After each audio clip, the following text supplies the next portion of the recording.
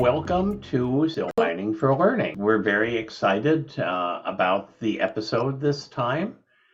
We have one of our guests here already and two on the way. So let me frame what we're going to be talking about, and then I'll ask Samaa to describe the situation. So one of the things we do on Silver Lining for Learning is to highlight all around the world educational innovations that have been made possible by the pandemic, particularly if they help marginalized students and schools under conditions of low resources. And frankly, part of that is because we want educators who aren't doing things because they feel they don't have enough resources or it's impossible to do remote learning, to see that they're wrong, and that in fact people with far fewer resources and no more training about remote learning are doing really powerful and transformative things. So we celebrate those situations, and today we want to celebrate how Palestine has handled the challenges of the pandemic and of remote learning. So I want to ask Samaa to introduce herself and to begin describing the situation, and then as the others join, they can chime in. Sure, yeah. First of all, thank you for the great introduction, and thank you for inviting us to be in this talk. It's really important, and to highlight, what other countries are doing and learn from their experiences. And it's good to be here and listen and discuss the situation. I am assistant professor at Pepperdine University in the in the Graduate School of Education and Psychology. I teach courses like in education technology, learning design, in our global education doctoral program, as well as in our master program. And actually, one of our guests just came in, Asmaa. Okay, so we're just doing introduction. So probably, you can continue. So I'm originally from Palestine. I grew up in Gaza, Palestine, and my family lives there. So I'm in contact with them all the time. My research also is focused on online learning, e-learning practices. I mostly focused on MOOCs because I felt, this global side of MOOCs, people coming from different places, learning together, and that's also connects back to my background. So, but I'm also interested in seeing how different people in different places are doing. And I was just surprised when I was just talking to my family, how they adapted to the pandemic with the limited resources that they have, and the challenging situation. So I think it's interesting to discuss this topic. And then I think maybe I can give it to Asma so she can introduce herself.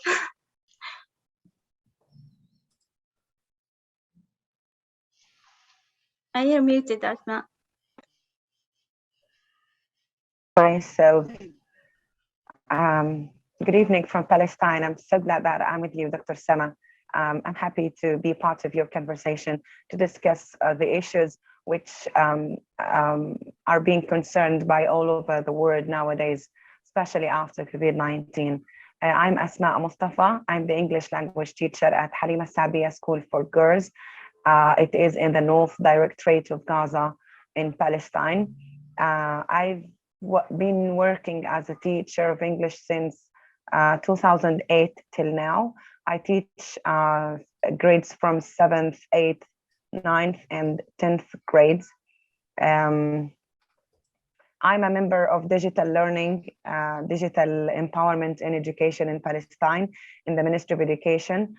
I'm the trainer of Google Classroom for the Palestinian teachers, and I got Microsoft certified educator from Google, also from National Geographic and Apple teacher in 2020. The year of COVID-19 we worked hard on developing ourselves on the digital tools. That's why I've been certified by all the digital platforms and programs for training the teachers all over the world. And I'm a member of the English committee in the north of Gaza. And I'm so glad to be with you today. Thank you. Well, Asmaa, you have a very impressive set of credentials, and beyond congratulating you on I know the enormous amount of effort and dedication it must have taken to get those credentials, it's interesting to note that at this point in history, you can have certifications from Google, from Microsoft, from Apple, and play a major role in digital policy anywhere in the world. You don't have to be in the US or a developed country because of modern digital technology, and that opens up a lot of opportunities that I'm not sure teachers are fully aware of. Yeah, that's a great thing. We're living in an open world. Look at us. Each one of us is from different locations, from different areas, and coming in one place. Yeah.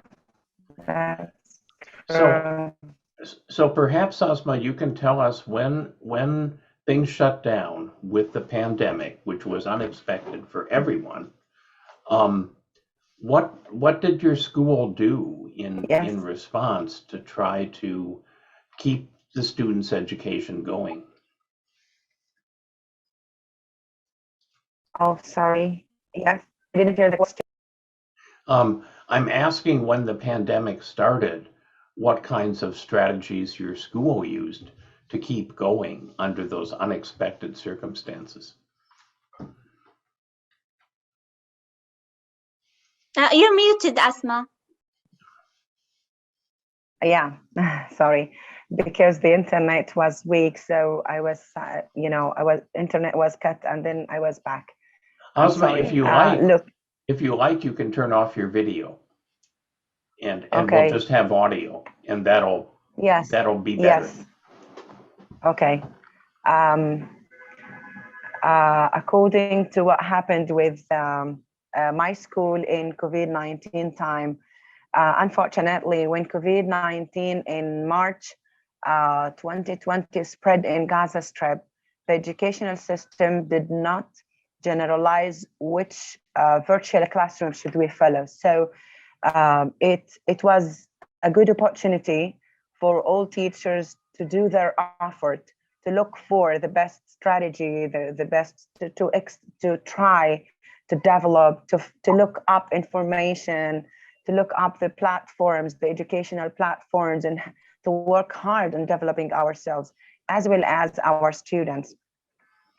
Actually, I launched in my school an initiative. I called it Behind the Screen Teachers, because every teacher was at home at that time, and you remember the hashtags of stay home, please don't go out, and it was a very hard time for all of us. So we started working from our houses. So many teachers didn't have the digital devices.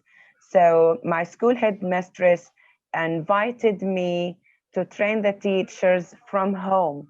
I created a WhatsApp group for teachers, and I invited all of them. We are 40 in my school. I started sending them some YouTube videos, and they learned much from those videos.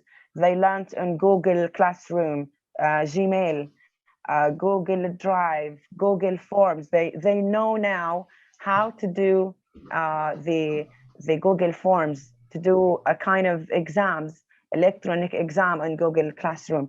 They know, they have created and launched their YouTube channels, and they met their students virtually, just like what we are doing now on Google Meet. That was a very hard time at the very beginning, I know. And then I launched the Behind the Screen Teachers. It is not for my colleagues at school. It is for all teachers in Palestine who would like to join me, and 120 teachers in Palestine from 17 directorates in Gaza Strip and the West Bank joined my virtual classroom, and we met more than 100 times. It's not my own training, actually, by myself. I have so many good friends and good colleagues from around the globe, like Britain, like United States of America, like some African countries, like some Gulf countries, for example, Bahrain, United Arab Emirates, Qatar. There are so many people who helped me in developing my colleagues' abilities. They trained those 100 teachers on some platforms like Quizlet, Flipgrid, Edmodo Classrooms, Google Classrooms, Microsoft Teams. The teachers were developing very fast and very wonderful. They trained also on some PC programs which strongly needed for the remote learning, like when we want to record from the laptop a classroom. For example, I want to record a lesson and then I want to upload it on YouTube. So what can I do? How can I record this? Which programs should I need? So the experts from Gaza Strip and the West Bank, as well as all around the globe, help the teachers just giving them the opportunity to recognize and practice those programs. Like, for example, the Camtasia, which is needed for recording some lessons videos. from the recording videos, and even the YouTube channels. Some teachers didn't know how to start launching, for example, the live classes on YouTube or the live classes from the Google Meet and uploading them. How could we record, for example, from the Google Meet and upload it on YouTube? So it wasn't easy at the very beginning, but by the time my school succeeded, I can tell my school succeeded in ending the very hard year 2020 and 2021 with a very successful experience, comparing with the low, the low resources that we have at school. We worked all from houses, and beside, the Ministry of Education helped us in recording the United lessons from Rawafid. Some teachers have had. And actually, I have the link to Rawafid, but Mr. Hassan Abed just came in. Probably he can introduce himself, and then I can also show Rawafid, and he can tell us. Hello, everybody. Hello. Thank you for joining us. I'm sorry for being late for technical problems. As you know, internet and electricity, that we are suffering from. Actually, thank you for your invitation. I'm very interested to be in this meeting. My name is Hassan Abed. I'm working as a supervisor English language at Ministry of Education. Tell us how your role changed when this pandemic started. Yeah, as you know, pandemic, sudden event in the globe. So as a Palestinian, we haven't a strategic plan to deal with such problems. So it is a very hard job for Minister of Education to deal with such pandemic. So the Minister of Education has set 3 plans, just plan A, plan B, plan C. Plan A, to go dramatically to remote learning because the health situation is very hard. And the second planned for blended learning, two shifts, and the class has 20 students, just 20 students, to divide the students in two groups, just to have 20 students to keep distance between each other. The third plan to go back to face-to-face learning. That's it. Can I jump in, Chris? A quick question. So Asmaa, Hassan, can you give us, because we are sitting very far away from Palestine, can you give us a little bit of context in terms of what numbers of students, maybe Hassan from your end, and teachers we are talking about, and what the sort of state of access to the internet or devices, sort of just give us some background on that, and how were some ways of addressing the fact that many people may not have access or may not have internet, because that becomes a bottleneck. And I think from Samaa and Asmaa, if you can add to that once Hassan has spoken, that would be great. So we'll start with Hassan and then let the two of you step in. Yeah, sure. Holding. Go ahead, Hassan. Okay, Mrs. Samaa, okay, go ahead. Yeah, I think from what I remember, like talking to my families back there, it's like really, look, we have like high population rate in Palestine. So, and because of that, like the classroom has large, we have large classroom size with like around 50 students jammed in one classroom. And we also have two shifts, like, in the morning shift, the afternoon shift. So it's really crowded in terms of like a class size.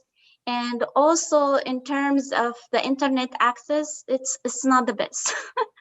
It's not the best. We have lots of challenges, but people trying to do the best they can.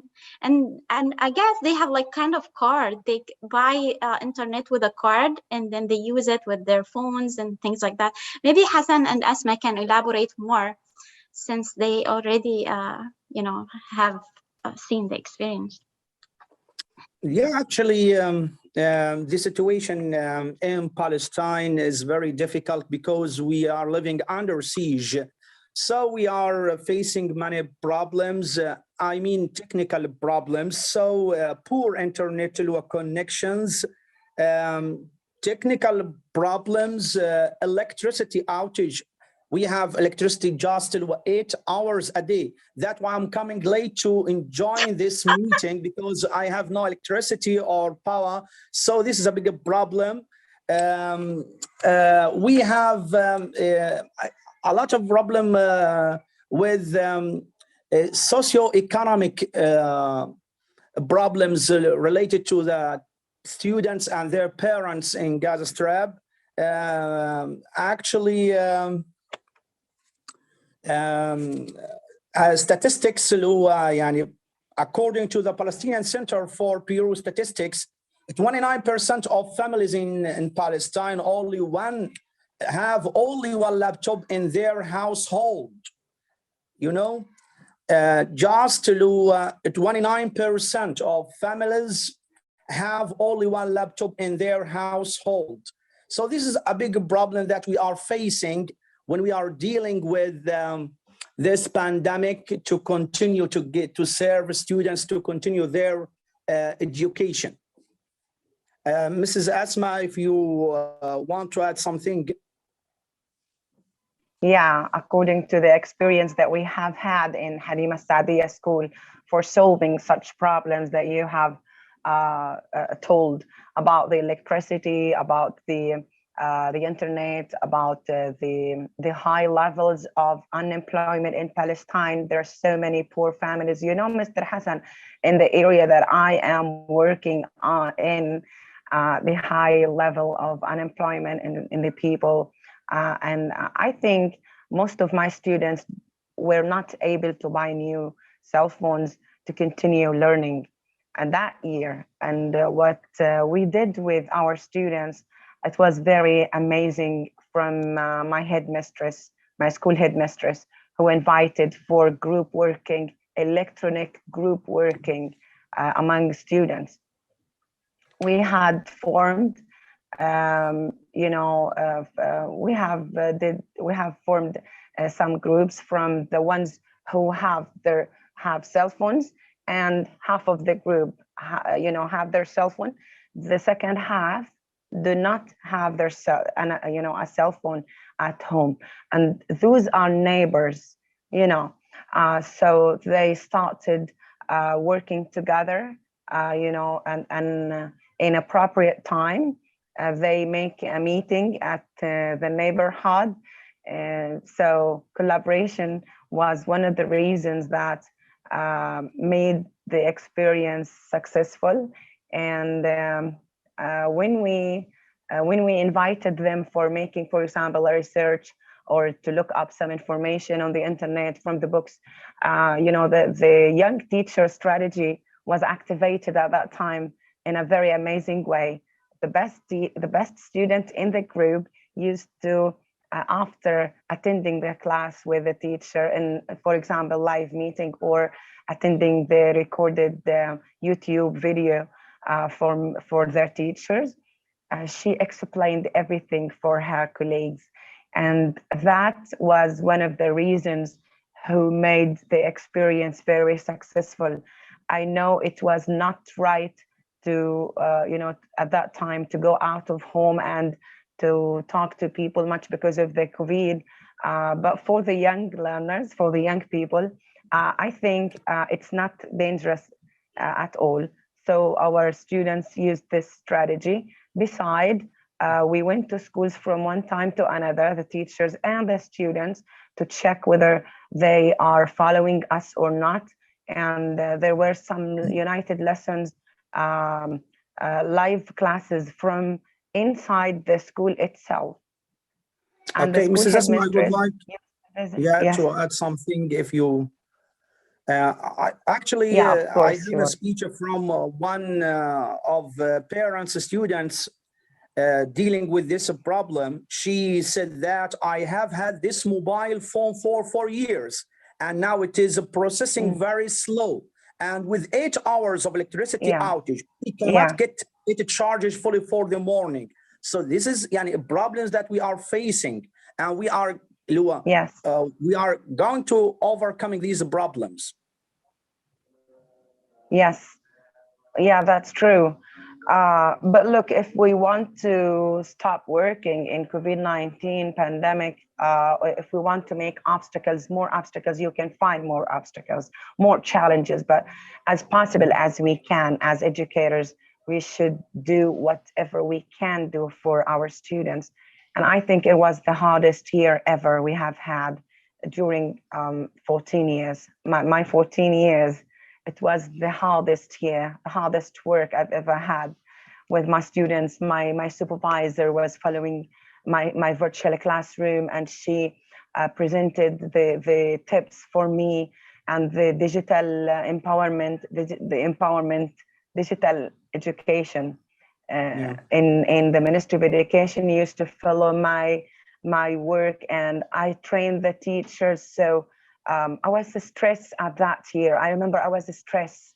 I was recording. I used to record 2 classes every day. I used to meet my students twice a day, one for the 8th and one for the 10th grade. And I record, and then I download it from the virtual classroom. I'm in the Google Drive, and then I upload it on the YouTube. It took much time to be uploaded, and my students used to text me, Miss Asmaa, where is the class? So I need it. So, okay, just be patient because of the low internet. So that's why those were the most troubles and the problems we had. But it was really nice time that we have learned much of that year.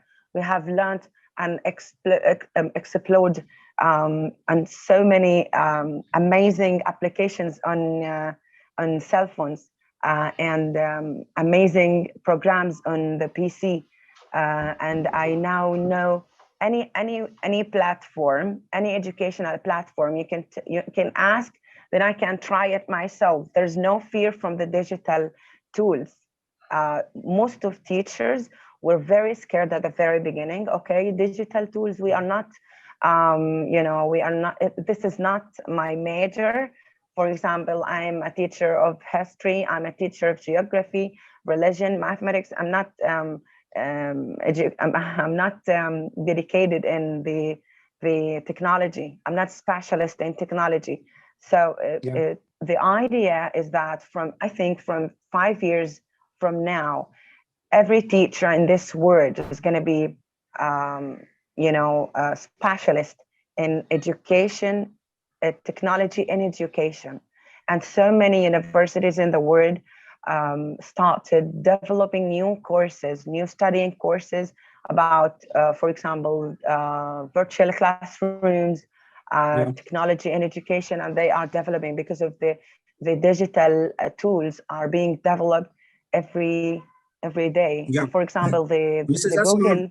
Yeah. Yes. I would like to add something. Sorry for interruption.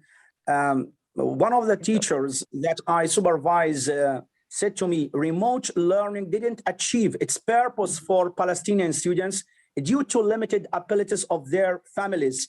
Only 10 out of 40 attend my daily classes and follow up.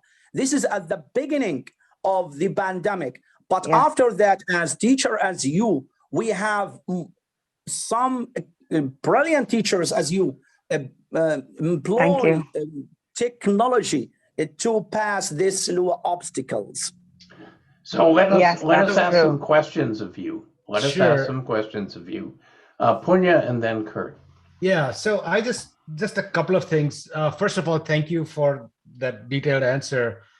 Just a couple of things stand out for me. One, you know, and Asmaa, as you spoke about that, whatever the challenges may be, we have to meet the needs of the children who are in our care. I think if there's one theme that seems to come across all our, like many of our episodes, is that concern for sort of reaching that last mile, reaching that last student, and that commitment and passion that educators have to achieve that. And so thank you for sharing that, because I think that, to me, if this silver lining for learning has sort of brought anything home, has brought that really to the forefront. Like, and this is something that connects educators across the world in all the conversations that we have had. I think the other thing that was sort of interesting, and again, another theme that has come up, particularly when we talk to people in whether it's Palestine or places or India, is sort of how creatively certain tools were repurposed.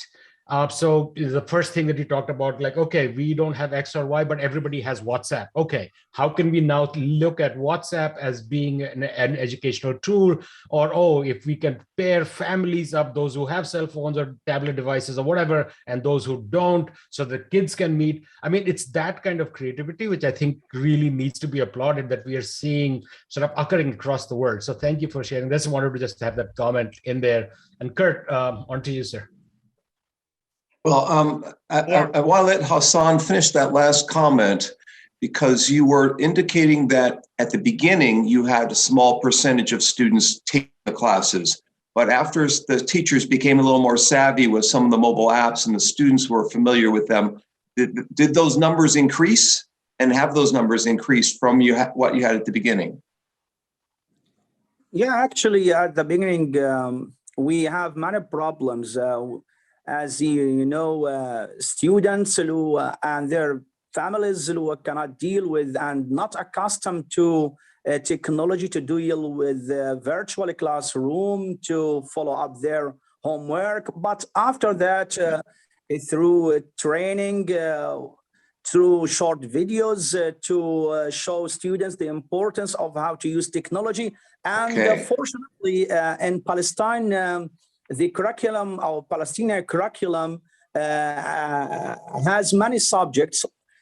Fortunately, we have technology subject. So we have English, we have Arabic, geography, history, and we have technology subjects that help us, that students can deal with the internet access.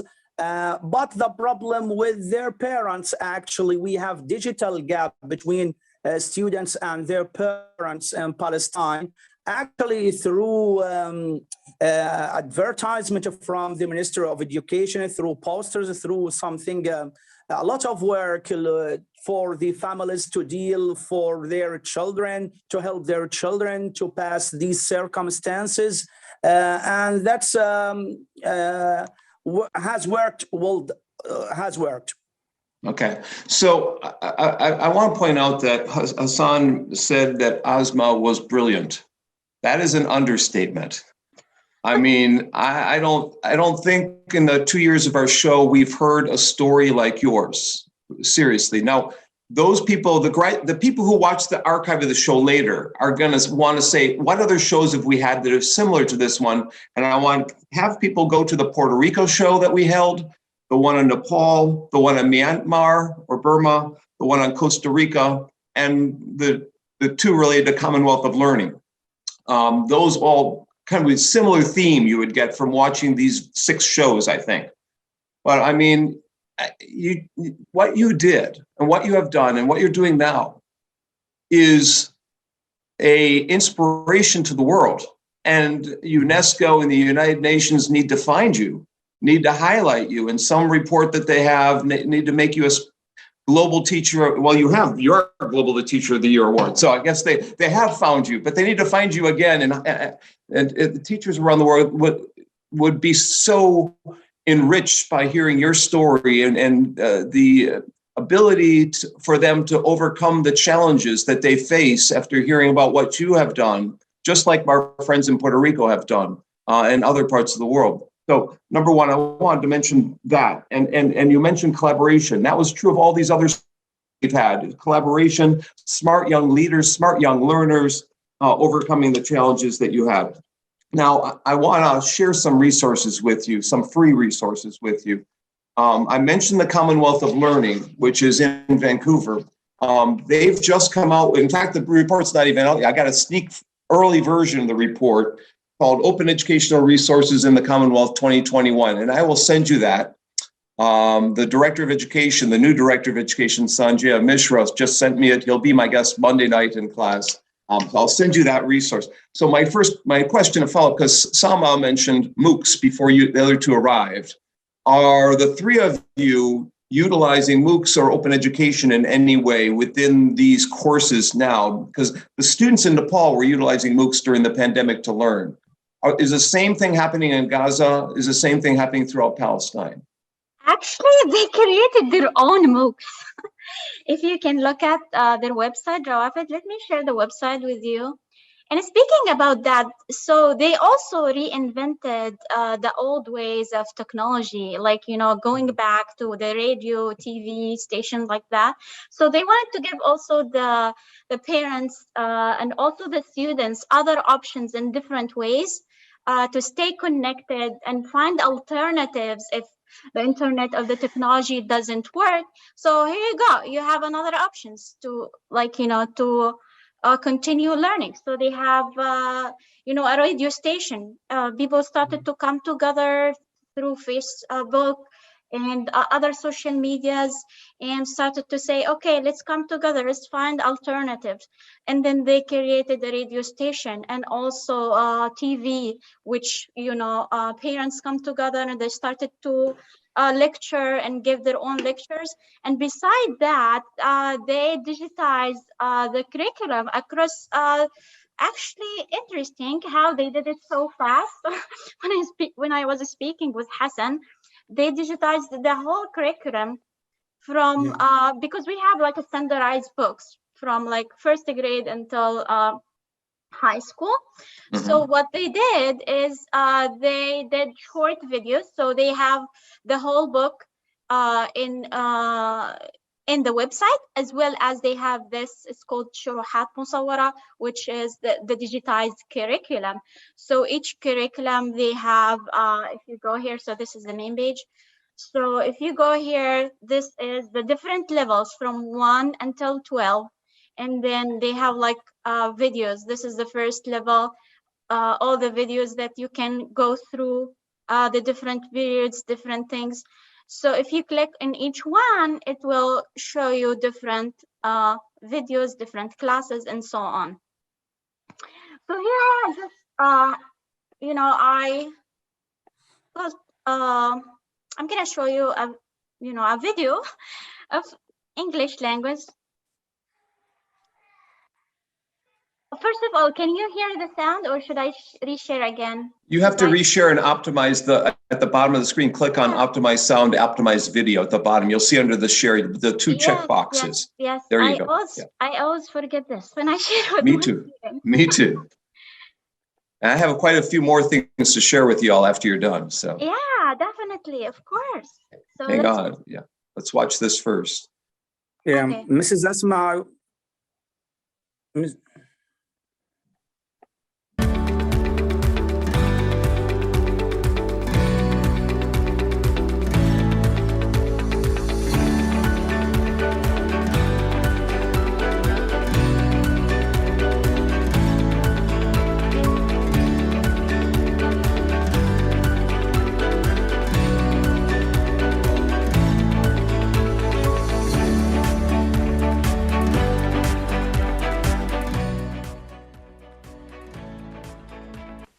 Hello to you all my dear students. Welcome to our English class for grade 7. مرحبا بكم أعزائي الطلبة في شرح دروس اللغة الإنجليزية للصف السابع. I'm your teacher خلود ربحي حبيب. معكم معلمتكم خلود ربحي حبيب. Are you ready to have today's lesson? Okay, let's read the objectives of it. قبل أن نبدأ دعونا نتعرف على أهداف درس هذا اليوم. At the end of this lesson, students are expected to 1. Identify the new words. 2. Answer questions after listening to a conversation. The hike. This is our title for today's lesson. Look at these pictures. Can you guess the meaning of the title? The hike هو عنوان درسنا لهذا اليوم. So I don't want to go in depth for the sake of time, but you know, if you can, I can send you the link so you can check it later. But yeah, I mean, I was really impressed with how fast they did all of that. So for the, you know, across the different curriculum, different grades. So it was really interesting having these videos as an addition, like, you know, to the face-to-face, to the synchronous sessions that sometimes they do, to supplements and to provide like alternative ways. Like if you can do this, you can do that, you can watch, you can do this, you can go to WhatsApp. So that was like, I thought that was amazing. Because sometimes we, like, you know, my kids here, when they go to school, oh, the whole day, you know, going to Zoom and things like that. So, But you know, yeah, if you miss the classroom, then that's it, you know? Yeah. So I have a couple of books on MOOCs and Open Ed around the world in the global South, and I will send you, I'll send you the free parts of them that I can send, that I'm allowed to send to you. I also have a free book that Asmaa, you might be interested in, because it's on motivation and retention, and Hassan on motivating online. It's free to download in English and in Chinese. If you like to translate it to Arabic, it would be great. We are creating a new version of that. Sanjaya at the Commonwealth of Learning has asked me to create a shortened version with a free class for teachers to take. So it'll be a self-directed learning course on how to motivate learners online that will be coming out later this spring. So it's an offshoot and a more current version. And also English, or a couple of you teach English, and we also have created a spin-off version of that book for that I haven't even seen. It's brand new. It's out this month.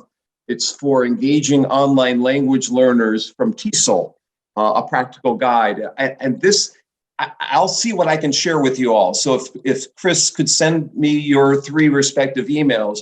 I haven't not even gotten this book yet. Okay, so it'll be new, whatever I send you. You know, it's fresh off the press. And my other book that's new, fresh off the press, I haven't gotten yet either, on transformative teaching around the world, has Fulbright teachers from like 22 countries talk about how they're transforming education like you are. And I wish I would have gotten you. They're all people who had visited us as Fulbrighters. I think you should apply for a Fulbright and come visit me, and Asmaa and Hassan. We had a couple of Palestinians here during the past 5 years, in fact, but they were unable to write chapters for the book. So I'm a big I'm a big world is open kind of guy. World is, you know, as Samaa said. So, you know, Samaa, I see you and I are eye to eye on a lot of things. We need to talk after this. And Hassan and Asmaa, I will share a lot of things and we'll talk back and forth, and maybe I can get you all to write for my next book. So I just want to say you're doing great things. It's so amazing to have you with us. I could listen to you all day about what's going on there. So I don't want to hog up all the time. We only have 15 or 20 minutes left. So Chris or Punya or Young, do you want to jump in here? Young. I think Zhao has a question. About just one little thing. Also, what was really interesting that they created many communities of practice. Like, for example, of those who cannot go to school or who cannot access, like people within like the neighborhood get together and teach themselves, the students, like the oldest, and then they can rotate. So I thought also this is amazing. I'm just for the sake of one other thing, I did a training in Dubai and one in Riyadh.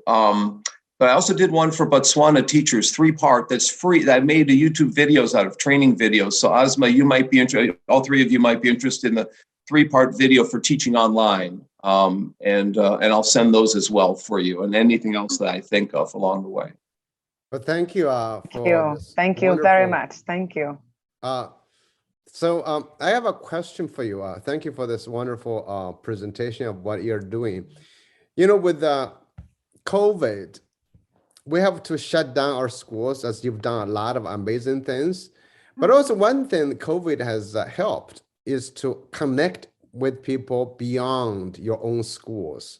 So I was wondering, have you, many years ago, there was a pilot project called the kind of peace projects.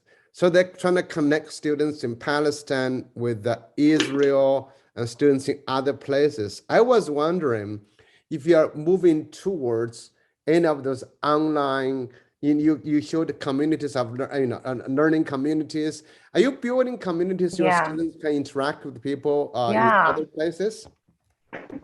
Actually, thank you for the question. About this because she has done thank you for the question. Similar. I thank you very much for the question, because Palestine has had a very amazing experience before COVID-19, and this helped us much in COVID-19. Actually, I started launching I Believe I Can Fly initiative, which means virtual flying and visiting to the whole world before COVID-19. I'm talking about something unexpected in 2020, which is COVID-19. But before, when I launched my initiative, because the technology made the world as a very small village. So I decided to start connecting my students to practice the language, because they are learning a language, not a curriculum only, not a studying book only, to be studying and having exams only. I want them to listen in order to speak, and read in order to write.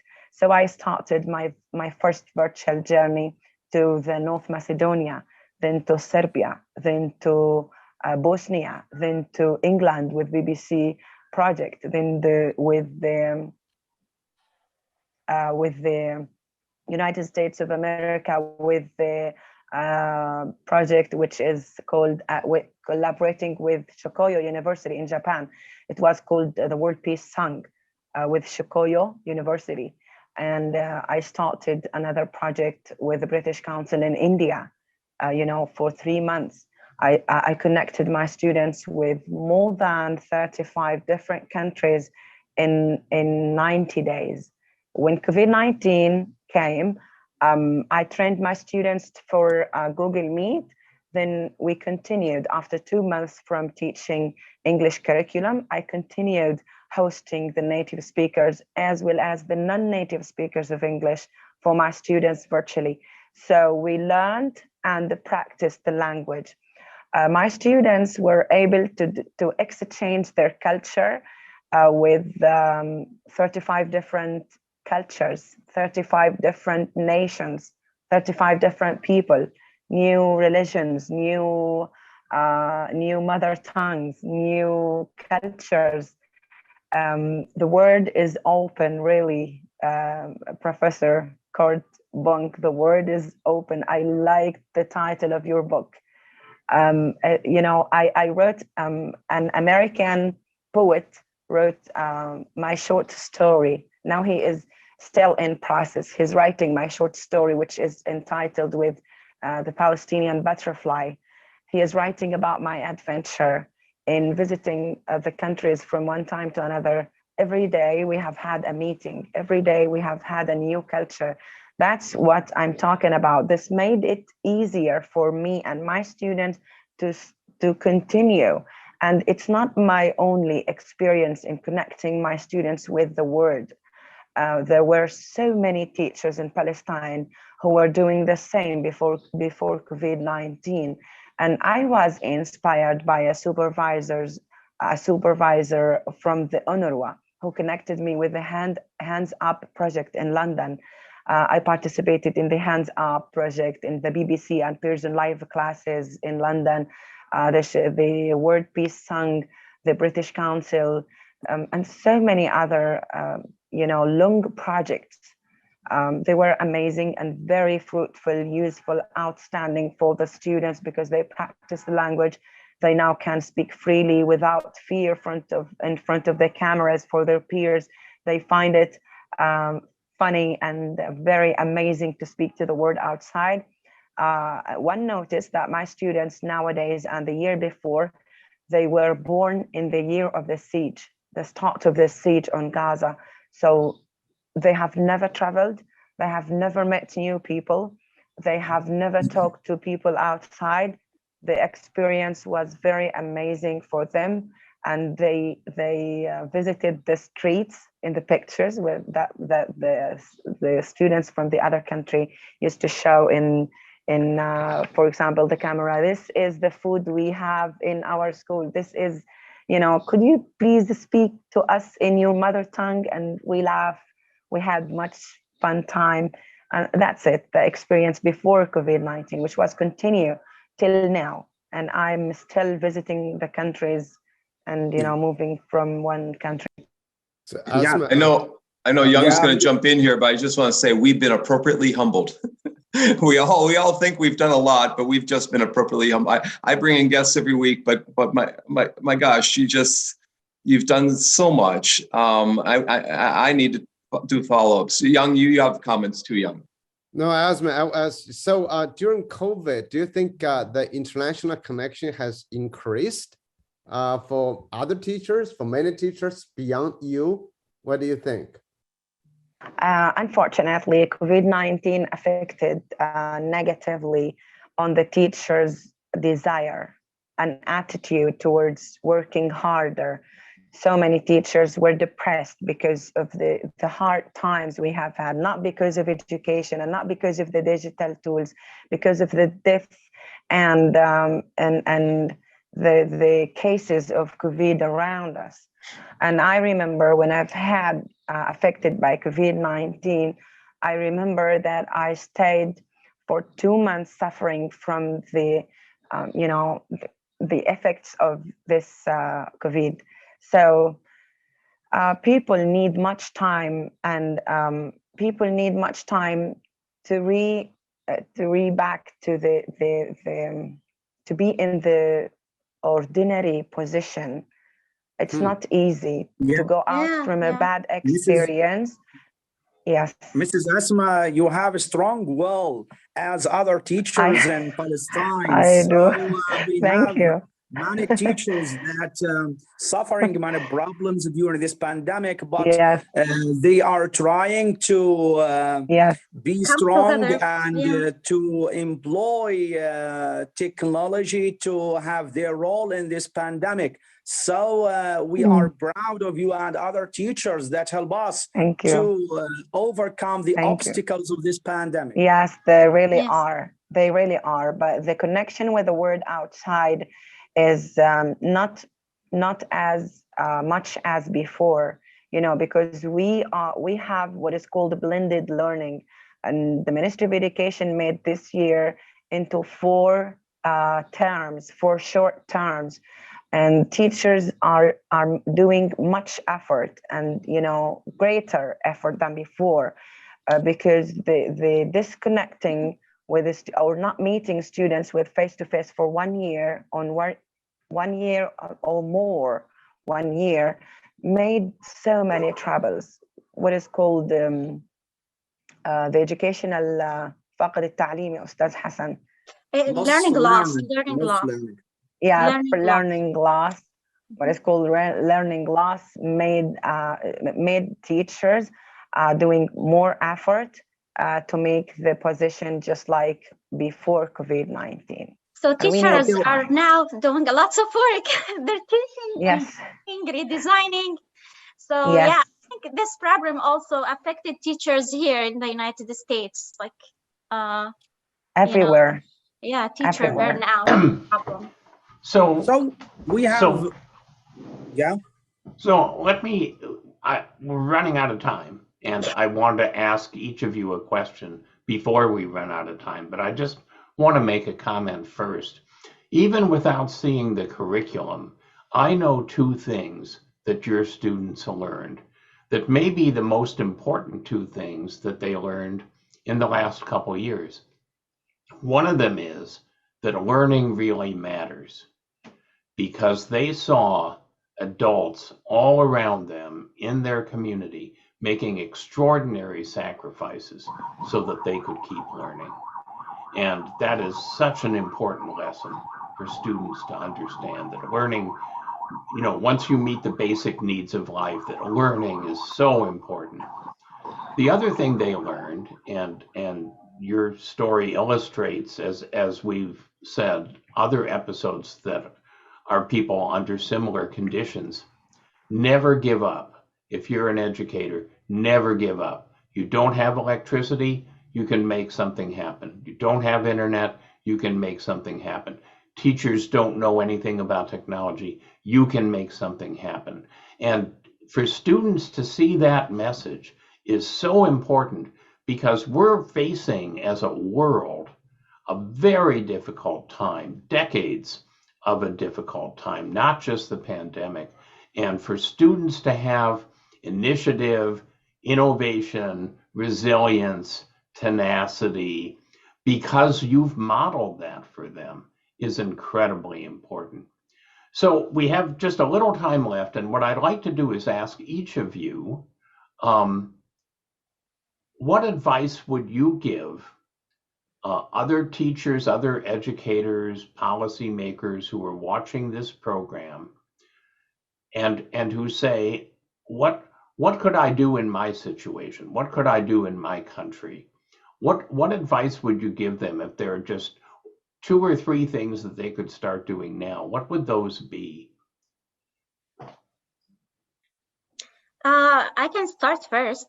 So I would say, look at the opportunities, the resources that you have, and make use of them, repurpose them. And also learn from others. Look at what others have been doing and try to come up with ideas to help, something that can be suitable to your situations. And also innovation.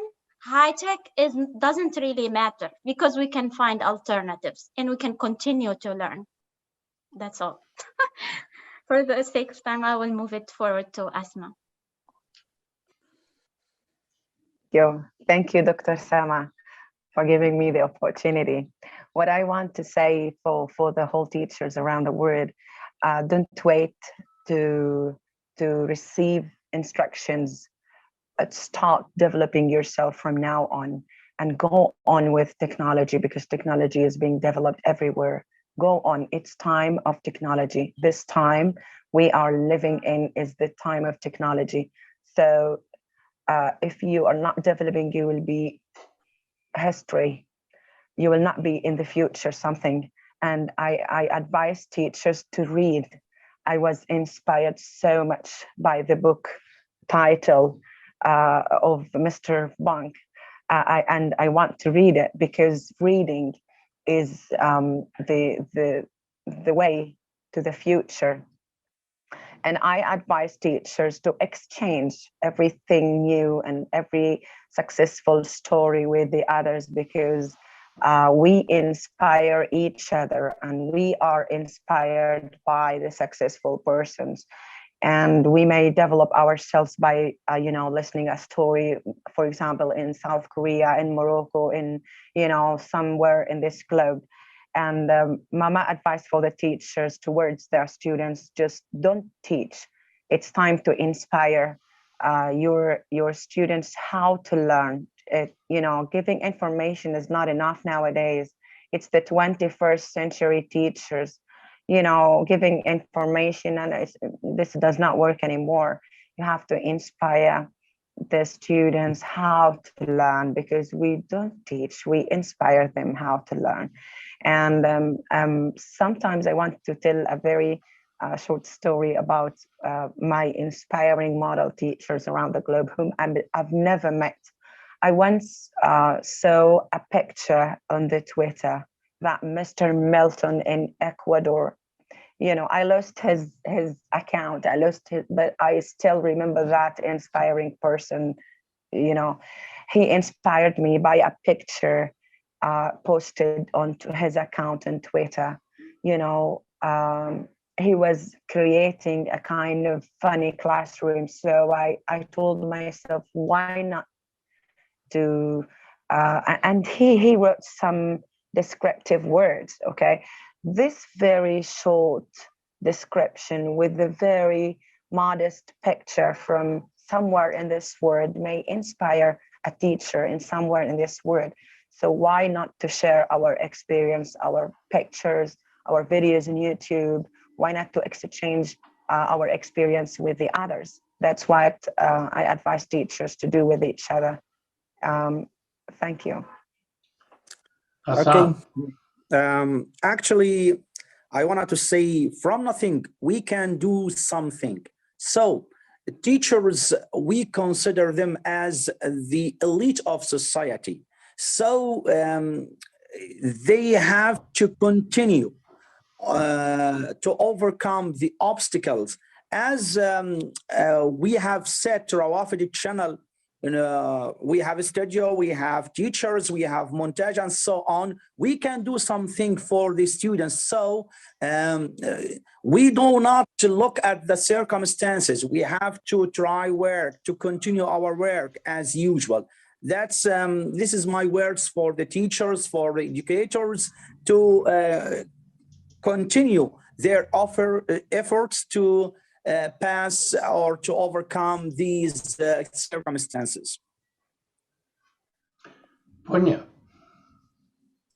Well, thank you so much, both for joining us today and for these messages. I was just thinking, as far as I was hearing you speak, when I used to direct the master's program in educational technology when I was at Michigan State, our slogan or motto, whatever, was explore, create, and share. And I think that what you talked about teachers being willing to share what they're doing and that we can collectively learn from each other, I think it's a really powerful message.